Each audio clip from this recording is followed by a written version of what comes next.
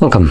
In front of me is a Motorola Moto E13, and today I will show you how you can insert SIM and SD card into this device.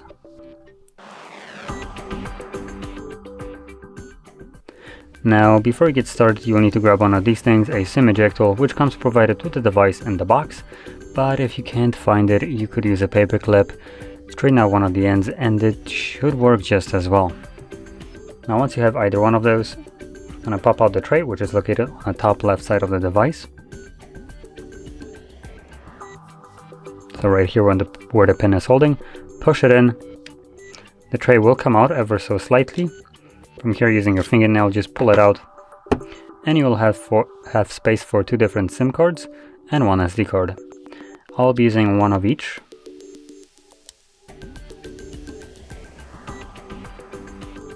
Now, in placing the cards on the tray, just make sure that they're laying flush on the tray.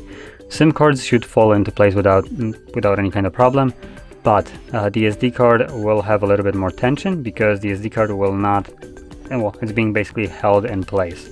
So you need to push it in a little bit, unlike the SIM that just kind of drop in there. Anyway, from here, carefully insert it back into your device, and the cards, both of them, should start working right away.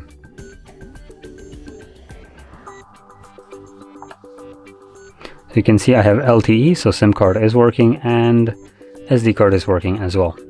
So there we go. Now, if you found this very helpful, don't forget to hit like, subscribe, and thanks for watching.